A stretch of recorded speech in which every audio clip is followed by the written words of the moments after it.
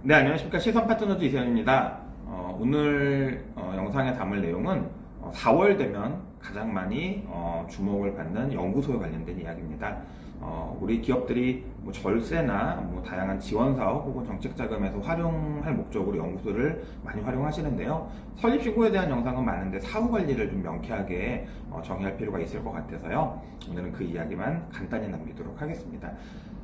기업부설연구소는 기본적으로 제도 자체가 설립 신고 제도입니다. 인허가 설립하는 당시에 높은 기준의 인허가를 받아서 설립하는 게 아니라 설립을 해놓고 신고하는 방식이다 보니까 설립을 쉽게 해준 만큼 사후 후에도 그 일정 수준 이상의 준수 항목들을 지켜나가고 있는지 이런 내용들을 확인하는 사후관리 시스템들이 좀 있습니다. 첫 번째로 현지 확인이라는 게 있고요. 현지 확인 예전에는 막 수시로 연락 없이 나가는 경우도 많았었는데 지금은 요 지역이 이번에 현지 확인 대상입니다. 혹은 우리 기업이 현지 확인 대상입니다. 라고 해서 한 달 이내에 현지 확인 나갈 수 있다라는 식의 안내 공문을 보내놓고 나오니까 그런 공문을 메일이나 팩스로 받은 기업들은 이참에 한 번씩 정비하실 필요가 있지 않을까라는 생각이 듭니다.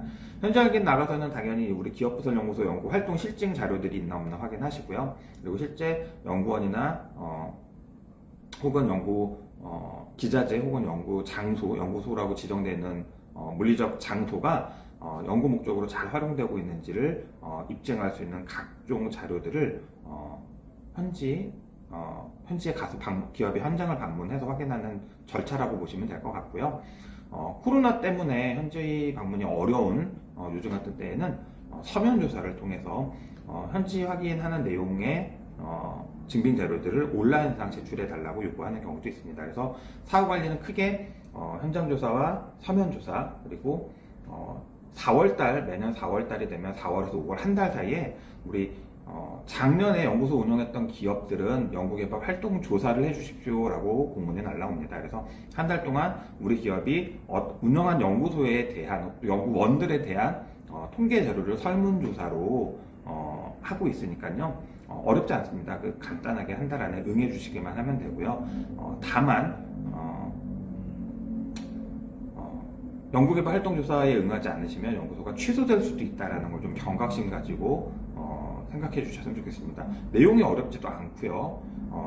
그 연구개발 활동조사 보고하는 사이트 자체가 공인인증서 없이도 로그인할 수 있는 접근성이 용이하기 때문에 우리 기업들이 기한 안에만 까먹지 않고 통계조사에 응해주시면 취소될 일이 없다라는 거 좀 말씀을 드리고요. 우리 기업부설연구소를 보유하고 있는 기업들한테 가장 강조되는 사후관리가 변경신고입니다.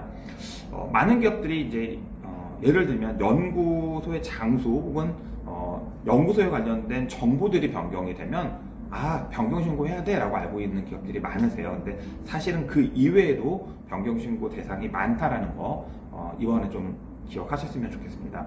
첫 번째는 기업이 다른 기업과 합병이나 양수도 계약을 할 경우에는 그 과정에서 연구소들이 이전하거나 변경되는 경우에는 연구소 양수도 신고를 하게 되어 있습니다. 이런 경우는 흔치는 않고요. 두 번째, 가장 우리 기업들이 촉각을 세우고 있는 것 중에 하나가 이제 연구소에 관련된 정보가 변경됐을 때입니다. 그래서 연구소의 명칭이라든가 연구 분야, 우리 연구원들의 현황, 그리고 연구소나 전담부서가 점유하고 있는 물리적인 소재지 혹은 면적, 기자재 등이 바뀌면 변경신고하도록 되어 있습니다. 그래도 이건 비교적 잘 하시는 것 같고요.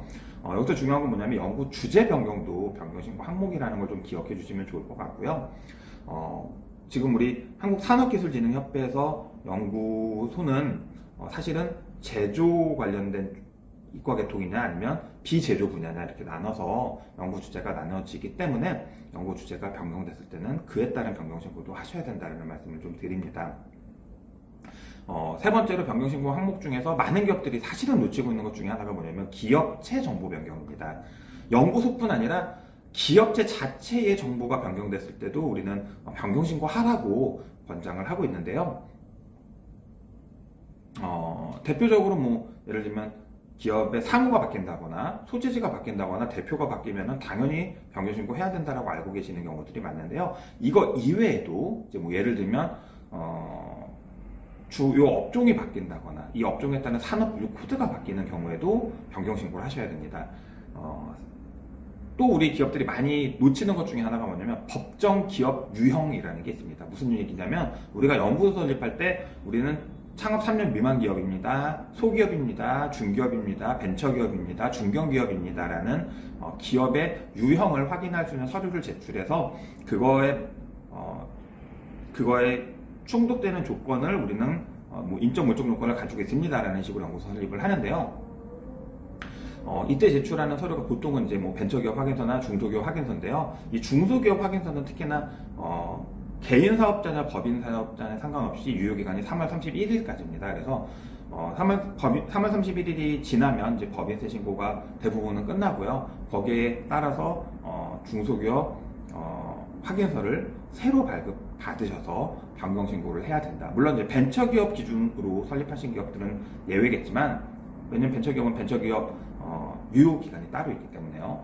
대부분의 우리 그냥 중소기업 확인서를 제출해서 연구소를 설립했던 분들은 중소기업 확인서의 유효 기간이 만료됐기 때문에 4월에는 중소기업 확인서를 새로 발급해서 넣으셔야 된다.